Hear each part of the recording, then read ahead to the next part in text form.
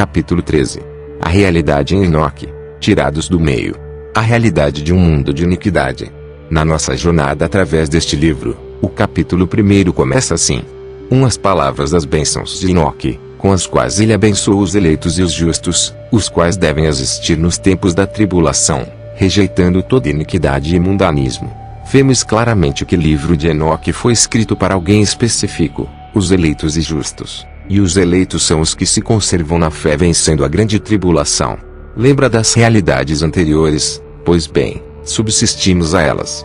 Isto nos faz escolhidos. Vence por sua perseverança. E os justos são aqueles que foram justificados pela fé em Cristo e que praticam a justiça. Não se trata de uma justiça própria, mas daquela que vem do próprio Senhor. Nenhum homem é capaz de alcançar através de suas obras a justiça de Deus. E a lei serviu para condená-lo ainda mais em razão da sua própria impotência em cumpri-la. Se chegarmos até a realidade de Enoque, estaremos com um padrão de pensamento bem próximo para ser elevado em nosso entendimento. O retrato profético do mundo atual. Romanos 3, 10 a 24. Como está escrito, não há um justo, nem um sequer, não há ninguém que entenda, não há ninguém que busque a Deus. Todos se extraviaram, e juntamente se fizeram inúteis. Não há quem faça o bem, não há nenhum só. A sua garganta é um sepulcro aberto, com as suas línguas tratam enganosamente. Peçonha de áspides está debaixo de seus lábios, cuja boca está cheia de maldição e amargura. Os seus pés são ligeiros para derramar sangue. Em seus caminhos há destruição e miséria, e não conheceram o caminho da paz. Não há temor de Deus diante de seus olhos. Ora, nós sabemos que tudo o que a lei diz aos que estão debaixo da lei o diz, para que toda a boca esteja fechada e todo o mundo seja condenável diante de Deus. Por isso nenhuma carne será justificada diante dele pelas obras da lei, porque pela lei vem o conhecimento do pecado. Mas agora se manifestou sem a lei a justiça de Deus, tendo o testemunho da lei e dos profetas, isto é, a justiça de Deus pela fé em Jesus Cristo para todos e sobre todos os que creem, porque não há diferença. Porque todos pecaram e destituídos estão da glória de Deus, sendo justificados gratuitamente pela sua graça, pela redenção que há em Cristo Jesus. Veja se isto não configura o retrato religioso dos dias atuais. Naquilo que concerne às verdades e às coisas espirituais há toda uma composição mental corrompida. O mundo religioso distorceu a verdade e esta foi terrivelmente adulterada. Fico indignado quando olho para o mundo religioso. Os homens distorceram as verdades de certa forma que não há quem entenda. Há um cristianismo mudado e formatado para cada tipo de mente. Vemos de tudo, até mesmo as ditas igrejas evangélicas que vieram de uma posterior reforma se afastaram da verdade. Hoje, hectares de tudo para atrair fiéis. Promete cura, prosperidade e bens materiais. Na verdade, elas em vez de sacrificar as vaidades, tornam as pessoas mais vaidosas em suas realizações e conquistas. E é neste mundo religioso que se manifestará a luz de Cristo que quer nos tirar da corrupção e nos fazer elevados na consciência. E quem crer, será salvo e quem não crer já estará condenado a um estado mental de trevas, escuridão, ignorância. Veja que a ignorância é um juízo, e nesta consciência eu divido a vida em Cristo em três, chamados, escolhidos e eleitos. Quando hectares uma sinceridade de coração o Senhor nos chama à sua luz. Se realmente crermos neste chamado e nos dispusermos a segui-los suportando as tribulações, nos tornaremos um escolhido e seremos então justificados em razão da nossa fé. E se houver uma perseverança nesta fé, isto nos tornará um eleito. Estaremos entre os 144 mil eleitos. Que glória! O mundo é corrupto, pois corrompeu a verdade. E é justamente neste contexto que nós os cristãos do século XXI nos encontramos. Isto se refere a nós, eu e você. E precisamos vivenciar essa experiência de encontro com a luz. Só ela nos tirará desta terrível corrupção mental. São tantas crenças construídas, são tantas ideias e tantas doutrinas que nos perdemos em meio a tantos pensamentos. Mas Cristo nos chama a um processo de atividade mental onde tudo será exterminado pelas águas do dilúvio. E pela fé sofreremos uma lavagem mental das mentiras e enganos embutidos e socados goela abaixo em nossa mente pelo mundo religioso. Esse mundo religioso ficará para trás com suas ideias e ideologias malignas e corruptas. Enoque era um homem justo, o qual estava com Deus. Respondeu e falou com Deus enquanto seus olhos estavam abertos, e enquanto via uma santa visão dos céus. Isto os anjos me mostraram. Veja que igualmente nos tornamos justos pela fé. Veja que o apóstolo Paulo diz em Romanos 13, 28 a 29: concluímos, pois, que o homem é justificado pela fé sem as obras da lei. É porventura Deus somente dos judeus? E não é também dos gentios? Também dos gentios, certamente. Dois deles eu ouvi todas as coisas e entendi o que vi, coisas que não terão lugar nesta geração, mas numa geração que deve acontecer num tempo distante, por causa dos eleitos. 3 A respeito deles eu falei e conversei com ele, o qual virá de sua habitação, o Santo e Poderoso, o Deus do mundo, pisar sobre o monte Sinai é pisar sobre a lei instituída sendo criada uma nova lei. 4 O qual pisará sobre o monte Sinai, aparecerá com suas hostes e se manifestará com a força do seu poder dos céus. 5 Todos estarão temerosos e as sentinelas estarão aterrorizados. Montanhas de doutrinas e pensamentos os quais deformam a terra e criam montes de adoração. 6 Grande temor e tremor se apoderarão deles, mesmo aos confins da terra. As alturas das montanhas serão abaladas, e os altos montes serão abatidos, derretidos como favo de mel na chama de fogo. A terra será imersa e todas as coisas que nela estão perecerão, enquanto o julgamento virá sobre todos, mesmo sobre todos os justos. Essa terra que será imersa pelas águas fala de uma linguagem simbólica, isto é, água é a palavra de conhecimento e terra, o coração. Nesta metáfora, nosso coração está coberto por um dilúvio de informações as quais afogam o entendimento daqueles que são incrédulos e não creem em Cristo. Não crer e a incredulidade são o primeiro pecado com juízo. Isto quer dizer que o homem está lançado a um juízo de maldição de afogamento de seu entendimento mental mesmo. E isto produz a morte espiritual. Os homens estão mortos em ofensas e pecados. Veja que até os justos serão julgados. Conheci um homem, e está cheio desses por aí, que se encheu de uma justiça própria. Uma pessoa bem-sucedida, que trabalhou a vida toda e adquiriu certo patrimônio, e que hoje, está realizado em seus feitos. Em razão de tantos trabalhos que realizou, isto trouxe a ele certo status social. Gaba-se de suas conquistas, se acha o cara e vive sempre criticando aqueles que não o tomam como exemplo de vida. E foram as suas realizações que nutriram nele uma ostentação vaidosa e acabaram desenvolvendo toda uma soberba e por final um orgulho próprio.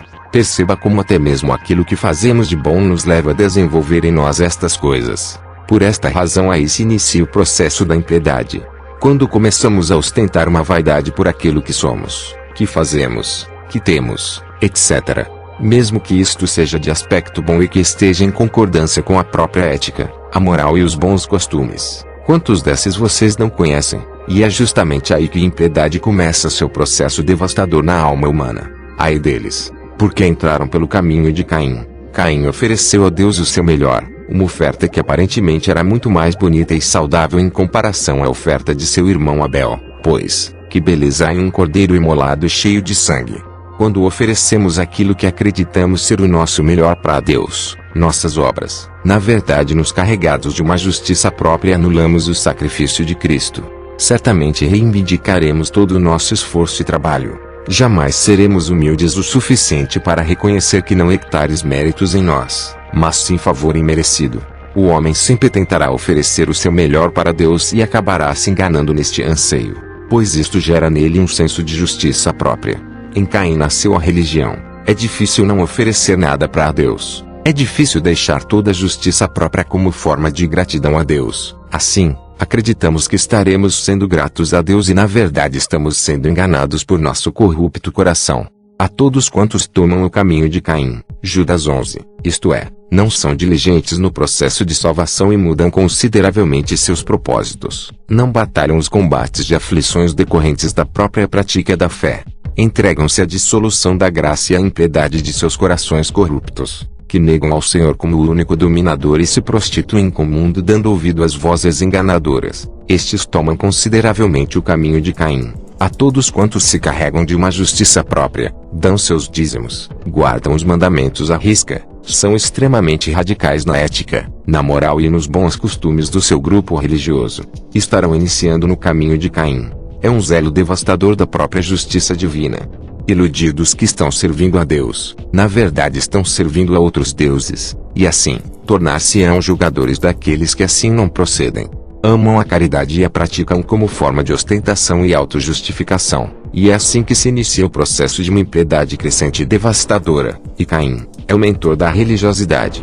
e todos quantos se iniciam neste caminho serão rejeitados pelo Senhor em suas ofertas. Caim é o construtor de um mundo religioso onde será oferecido sobre o altar o melhor das ofertas do ponto de vista humano, o mais belo, o mais rico, o mais charmoso, etc. Assim serão todos quantos tomados por este espírito de Caim projetam o melhor de si para Deus, possuídos de um desejo até mesmo sincero, estão preocupados com templos suntuosos, tapetes vermelhos, luxo, riquezas, tudo isto sendo justificado que é para Deus e como o melhor de sua oferta para o Senhor. Na geração de Caim há inventores de instrumentos musicais, construtores de tendas, forjadores, etc. E tudo em nome da religiosidade pagã e corrupta. Assim, apresentarão a Deus os seus melhores com certeza, frutos de suas obras, os melhores shows gospel, suas melhores construções de tendas as quais cobrirão suas cabeças. Forjaram argumentos que justificaram suas oferendas engenhosas e inteligentes e se afastaram da simplicidade que há em Cristo.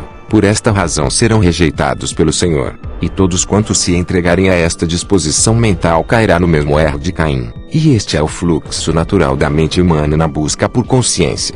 Mas o que estão na finalidade de acertarem com a porta que é estreita, se entregar à fé, e a fé está acima de qualquer anseio humano, a fé sobrepuja, e está muito mais elevada em seus objetivos eternos. A fé quer ir além e a fé não se prende a um desejo, antes, busca aquilo que está lá na frente, lá em cima como oferta simples e perfeita que certamente agradará a Deus. Portanto, a porta de entrada para uma iniquidade começa aqui, no exercício de uma impiedade. E esta disposição mental que é o caminho de Caim, é o desejo em oferecer a Deus a nossa melhor oferta. E é aí que erramos, pois não temos nada para oferecer a Deus por mais bela e atraente que seja a oferta. E quando assim fazemos, estaremos tomando também o caminho de Caim. Entramos por esta porta quando somos convencidos que ofereceremos a Deus nossos tesouros, nossas riquezas, nossos dons, potencialidades, nossos talentos naturais e acreditamos que isto poderá agradá-lo. Nos decepcionaremos quando chegarmos lá na frente e vermos que por mais belo,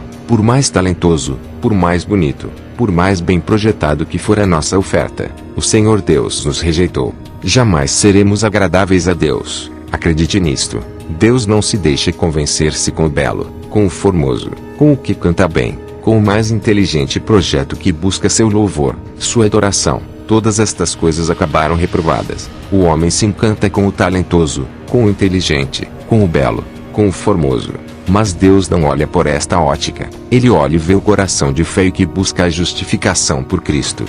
Portanto, meu amigo, muitos tomam em suas realizações o caminho de Caim e julgam que estão fazendo o melhor para Deus. Pobres deles, mal sabem o quanto estão sendo reprováveis em suas obras. Caim gera um Enoque. Não é o mesmo autor do livro, mas mostra que a impiedade também se desenvolve e segue começando uma iniciação. O nome Enoque significa iniciação. Veja aqui, tanto podemos iniciar-se na luz e justiça, como iniciar-se na impiedade e escuridão. Saiba disto, nos últimos dias sobrevirão tempos terríveis. Os homens serão egoístas, avarentos, presunçosos, arrogantes, blasfemos, desobedientes aos pais, ingratos, ímpios, sem amor pela família, irreconciliáveis, caluniadores, sem domínio próprio, cruéis, inimigos do bem, traidores, precipitados, soberbos, mais amantes dos prazeres do que amigos de Deus, tendo aparência de piedade, mas negando seu poder. Afastem-se também destes. São estes os que se introduzem pelas casas e conquistam mulherzinhas sobrecarregadas de pecados, as quais se deixam levar por toda espécie de desejos. Elas estão sempre aprendendo,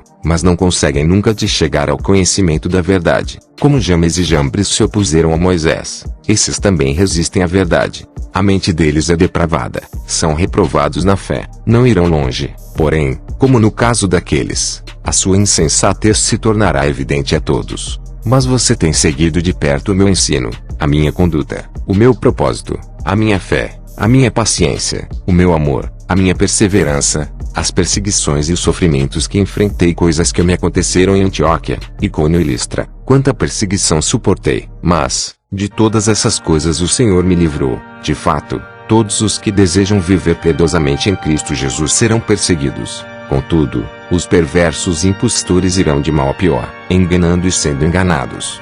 Quanto a você, porém, permaneça nas coisas que aprendeu e das quais tem convicção, pois você sabe de quem o aprendeu. porque desde criança você conhece as sagradas letras, que são capazes de torná-lo sábio para a salvação mediante a fé em Cristo Jesus. Toda a Escritura é inspirada por Deus e útil para o ensino, para a repreensão, para a correção e para a instrução na justiça, para que o homem de Deus seja apto e plenamente preparado para toda boa obra. Infelizmente, as igrejas fundamentadas na Bíblia estão se tornando cada vez mais raras nestes últimos dias. A enganação está aumentando e muitas ovelhas estão sendo enganadas por charlatões disfarçados de ministro do Evangelho. E isto em decorrência de homens fraudulentos e mentirosos, pastores cães sempre desejosos de agradar e de alcançar a aprovação dos homens e explorarem a fé ingênua. Esses maus líderes gostam de bajular para obter confiança e com suaves palavras e lisonjas enganam os corações dos simples. Em Filipenses 3:2 o apóstolo Paulo assinala: guardai-vos dos cães, guardai-vos dos maus obreiros. Uma das passagens que mais retrata a situação como uma profecia para os dias atuais está em Isaías 56:11, onde o profeta dá as características dos pastores cães. Estes cães são gulosos, não se podem fartar, e eles são pastores que nada compreendem. Todos eles se tornam para o seu caminho, cada um para a sua ganância, cada um por sua parte. São extremamente cobiçosos, de torpe ganância, avarentos, servem ao seu próprio ventre, sempre buscam a sua satisfação pessoal deixando as ovelhas ao abandono. Jesus enfatizou que o bom pastor dá a sua vida pelas ovelhas. O bom pastor não ladra, não rosna, não resinga, não ataca, não coloca o rebanho em apuros, não alarga o caminho estreito, mas ensina. Os pastores cães buscam os louvores de seus ouvintes e exploram as ovelhas. Esses maus líderes estão preocupados em solucionar problemas sempre de ordem financeira. Criam sermões distorcendo a genuína palavra. Esquecem eles que o único remédio para a cura dos males que afligem os homens, seja na mente ou no coração, é a palavra de Deus. Esses enganadores fazem com que as pessoas pensem que foram curadas dos seus pecados quando nunca souberam que estavam enfermos. Eles colocam vestimenta de justiça sobre os seus ouvintes quando nunca souberam que estavam nus. Adequam a palavra aos seus moldes, pois a preocupação deles é com a multidão. Multidão é lucro. A igreja desses pastores cães é a igreja do aceito tudo e o pecado não é tratado com seriedade. Se pode tudo, contanto que haja lucro. O dinheiro fala mais alto, a fama, o reconhecimento. Tudo isto são evidências nas vidas desses pastores. Mundanizam o evangelho. Para eles, o sucesso pessoal é o que importa. O verdadeiro pastor que não é mercenário é como Moisés, que permaneceu firme como quem vê o invisível. Hebreus 11:27. Ou seja, os seus olhos estavam sobre o invisível, o reino espiritual de Deus, não no reino deste mundo. Os pastores cães induzem o povo ao erro através de alianças com o que é profano. Usam de jargões, criam formas e maneiras para manipular a massa sofrida que busca por respostas. Em 2 Tessalonicenses Paulo exorta dizendo: se alguém não obedecer a nossa palavra por esta carta, notai o tal e não vos mistureis com ele. No capítulo 16 verso 17 aos Romanos, Paulo assinala dizendo: rogo-vos, irmãos, que noteis os que promovem dissensões e escândalos contra a doutrina que aprendestes. Desviai-vos deles. No livro Apocalipse há uma sentença severa para os pastores cães. Ficarão de fora os cães. AP 22:15. Cabem a nós, ovelhas, ficarmos atentos para a solene advertência. Cuidado, pastores cães. As pessoas não suportam mais tantos sistemas religiosos os quais estão mergulhados a uma profunda corrupção. Isto as afasta destes sistemas e as fazem ficar isoladas. Não hectares verdade no mundo religioso. Desta forma, somos inseridos a um deserto circunstancial onde nossa alma aprenderá que somente Cristo poderá nos alimentar com sua graça e misericórdia. Capítulo 7. 1. E aconteceu depois que os filhos dos homens se multiplicaram naqueles dias, nasceram-lhe filhas, elegantes e belas. 2. E quando os anjos, 3, os filhos dos céus, viram-nas, enamoraram-se delas, dizendo uns para os outros: vinde, selecionemos para nós mesmos esposas da progênie dos homens, e geremos filhos. Veja como aqui começa a transgressão, o orgulho e o desejo de compartilhar a glória sua com as mulheres. Igrejas, deu início à transgressão, como vimos no versículo 11 do capítulo anterior 6. Por orgulho transgride. A ideia é procriar, disseminar, gerar filhos da iniquidade. Aqui tem origem a perversão mental. 3. No texto aramaico lê-se Sentinelas J.T. Milik, aramaico Fragments of Quran Cave 4, Oxford, Clarendon Press, 1976, páginas 167. 3 Então seu líder Samyaza disse-lhes: eu temo que talvez possais indispor-vos na realização deste empreendimento. 4 E que só eu sofrerei por tão grave crime. 5 Mas eles responderam-lhe e disseram: nós todos juramos. 6 E amarraram-se por mútuos juramentos, que nós não mudaremos nossa intenção mas executamos nosso empreendimento projetado. 7 Então eles juraram todos juntos, e todos se amarraram, ou uniram, por mútuo juramento. Todo o seu número era 200, os quais descendiam de Ardis. 4 O qual é o topo do Monte Hermon. 4 De Ardis, ou, nos dias de Jared R.H. Charles, ed.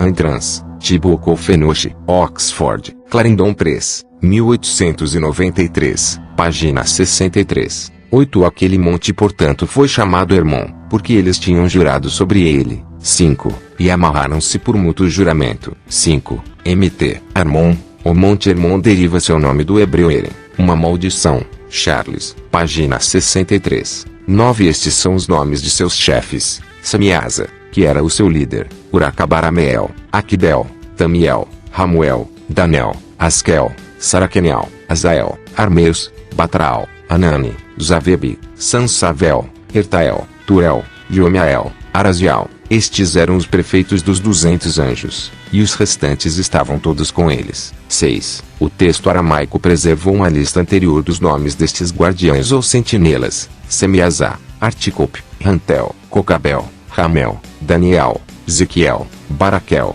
Azael, Hermoni, Matarel, Ananel, Stauel, Sanciel, Sariel, Tumiel, Turiel, Yomiel, Ediel, Melik. Página 151. 10 Então eles tomaram esposas, cada um escolhendo por si mesmo, as quais eles começaram a abordar, e com as quais eles coabitaram, ensinando-lhes sortilégios, encantamentos, e a divisão de raízes e árvores. 11 E as mulheres conceberam e geraram gigantes. 7 O texto grego varia consideravelmente de etíope aqui. Um manuscrito grego acrescenta esta secção: e elas, as mulheres, geraram a eles, as sentinelas, 3 raças, os grandes gigantes. Os gigantes trouxeram, alguns dizem mataram os Napelim, e os Napelim trouxeram, ou mataram os Eliode, e eles sobreviveram, crescendo em poder de acordo com a sua grandeza. Veja o registro no livro dos Jubileus. 12 Cuja estatura era de 300 cúbitos. Estes devoravam tudo que o labor dos homens produzia e tornou-se impossível alimentá-los. Veja que a fome deles era insaciável e devoravam tudo pela frente com relação ao labor dos homens. E esta é a realidade hoje desses gigantes da impiedade e filhos da iniquidade. Com suas fomes insaciáveis pelo poder devoram o labor das pessoas explorando-as em suas crenças. É impossível saciar sua fome pelo poder. Os instintos de gados as põem sob servidão desses sistemas corrompidos. 13 Então eles voltaram-se contra os homens, a fim de devorá-los. Note que após devorar o lado humano, começarão a explorar a racionalidade humana, fazendo deles gados, extraindo deles proveitos, etc. 14 E começaram a ferir pássaros, animais, répteis e peixes, para comer sua carne, um depois do outro. 8 E para beber seu sangue. 8 Sua carne, um depois do outro, ou, de uma outra carne. R.H. Charles nota que esta frase pode referir-se à destruição de uma classe de gigantes por outra. Charles, página 65. 15 Então a terra reprovou os injustos.